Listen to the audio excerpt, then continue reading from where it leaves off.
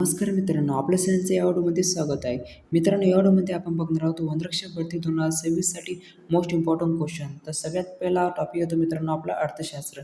तर अर्थशास्त्राचे क्वेश्चन बघूया. पण पहिला क्वेश्चन येतो, अर्थशास्त्राचे जनक म्हणून कोणाला ओळखले जाते?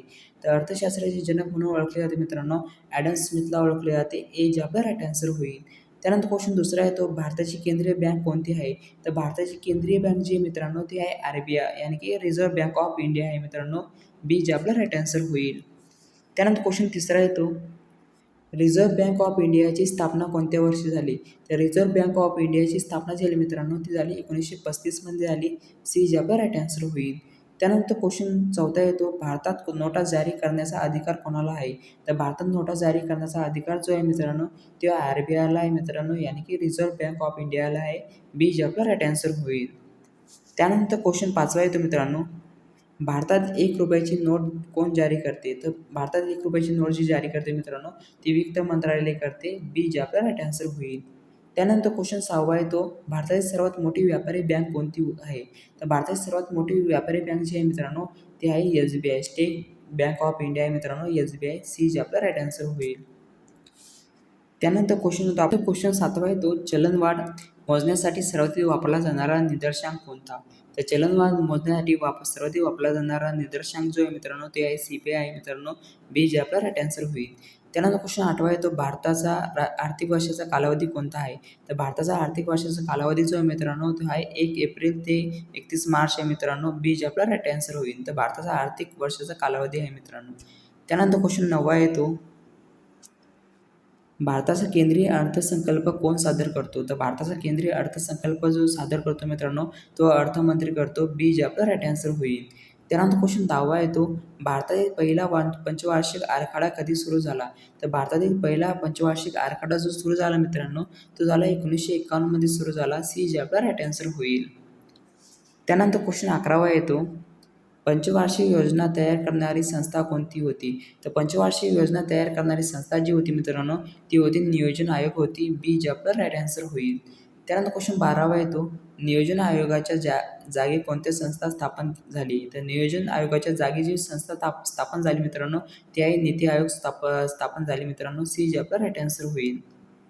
त्यानंतर क्वेश्चन 13वा येतो, भारतात वस्तू व सेवा कर GST कधी लागू झाला? तर हा मोस्ट इम्पॉर्टंट क्वेश्चन आहे मित्रांनो. GST कधी लागू झाला? तर GST लागू झाला 1 जुलै 2017ला लागू झाला.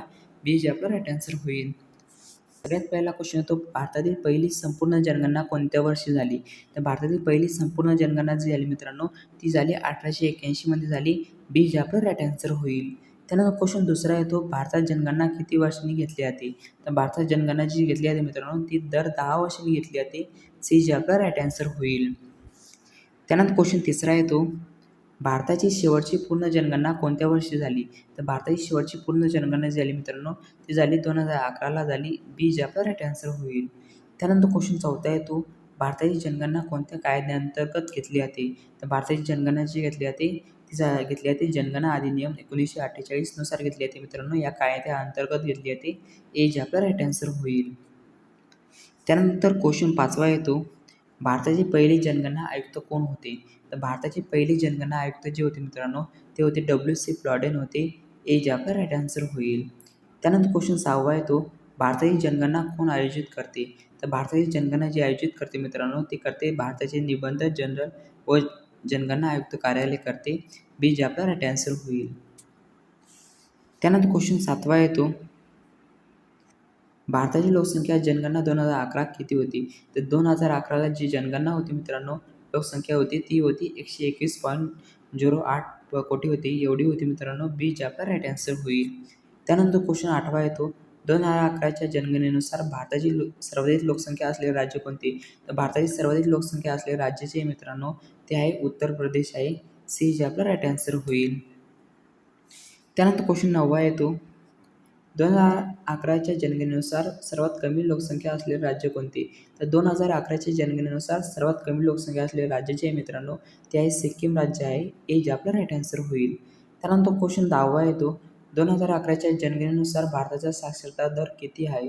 तर 2011च्या जनगणनेनुसार भारताचा साक्षरता दर जो आहे मित्रांनो तो आहे 74.04% आहे मित्रांनो. सी जे आपला राईट आन्सर होईल. त्यानंतर क्वेश्चन 11वा येतो 2011च्या जनगणनेनुसार पुरुष साक्षरता दर किती आहे? तर 2011च्या जनगणनेनुसार पुरुष साक्षरता दर जे मित्रांनो तो आहे 82.14% आहे. बी जे आपला राईट आन्सर होईल. त्यानंतर क्वेश्चन 12वा येतो 2011च्या जनगणनेनुसार महिला साक्षरता दर किती आहे? तर महिला साक्षरता दर जे मित्रांनो ते आहे 65.46% आहे मित्रांनो. सी जे आपला राईट आन्सर होईल. त्यानंतर क्वेश्चन 13वा येतो 2011च्या जनगणनेनुसार भारतातील लिंग गुणोत्तर किती आहे? तर 2011च्या जनगणनेनुसार भारतातील लिंग गुणोत्तर जे आहे मित्रांनो ते आहे 943 आहे. सी जे आपला राईट आन्सर होईल.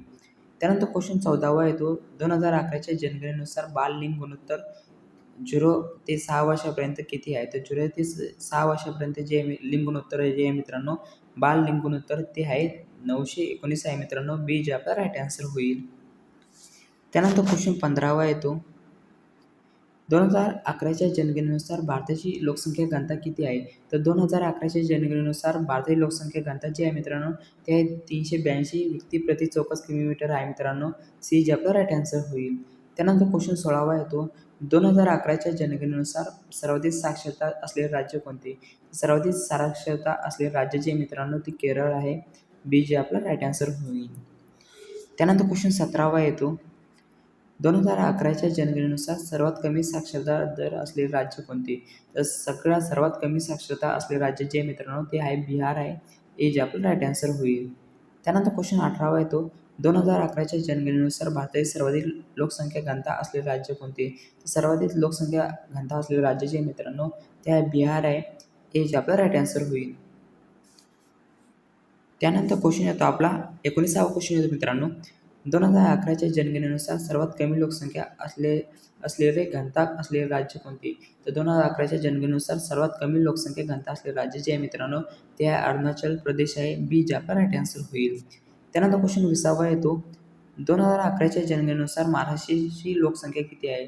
तर महाराष्ट्राची लोकसंख्या जी मित्रांनो ती आहे 11.24 कोटी आहे. बी जे आपला राईट आन्सर होईल.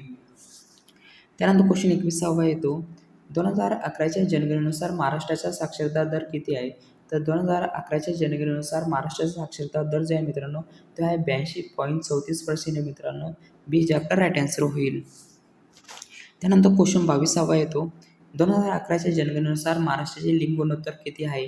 तर 2011च्या जनगणनेनुसार महाराष्ट्राचे लिंग गुणोत्तर जे आहे मित्रांनो ते आहे 929 आहे मित्रांनो. बी जे आपला राईट आन्सर होईल. त्यानंतर क्वेश्चन 23वा येतो 2011च्या जनगणनेनुसार महाराष्ट्राची लोकसंख्या घनता किती आहे?